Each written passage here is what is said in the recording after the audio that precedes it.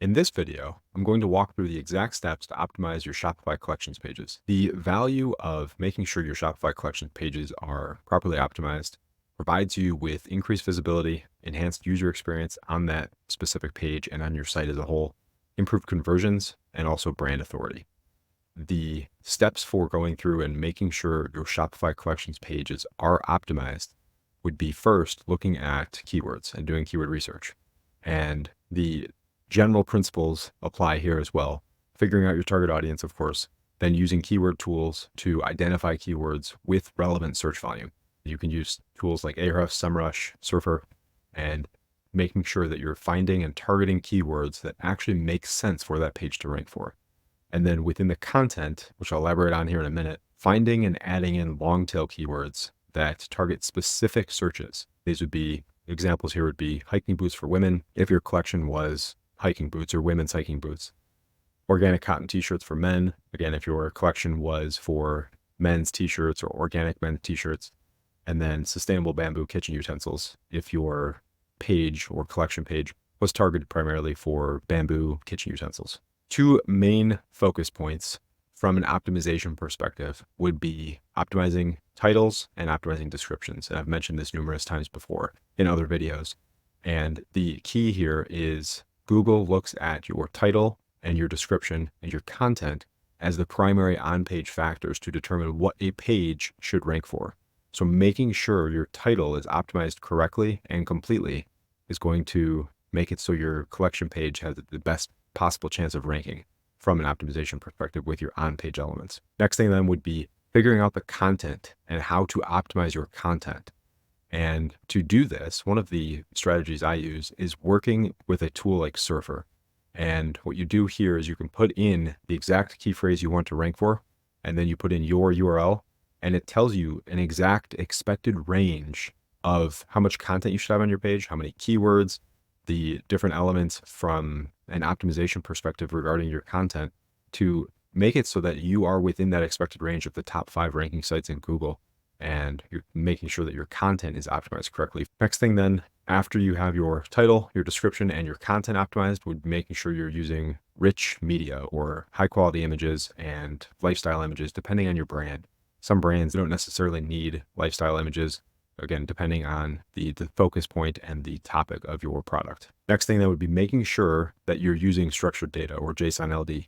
And if you're unfamiliar with how to use this, you can use a third-party app to help integrate this correctly. But making sure that you're using collection page and list item types on your collections pages specifically can make it easier for Google to associate your collections with your website, your brand, and your keywords. The strategy for ensuring your collections are easy to navigate and understand, you would want to have clear navigation, of course, filters, again, if your brand alludes to that. In some cases, I've seen sites where it doesn't make perfect sense to have filtering, but if it does, you should absolutely have filtering in there. And then a search bar as well. And this should be site-wide to allow your prospective customers to be able to search if they know exactly what they're looking for. And then this is probably one of the most underutilized yet beneficial strategies for building the optimization and building the rankings for your collections pages and for your site as a whole. Link building, internal and external. Do not underestimate the power of internal links. Find relevant URLs on your site and link to your pages. For example, if you have a blog post about a specific collection, link to that collection from the blog post.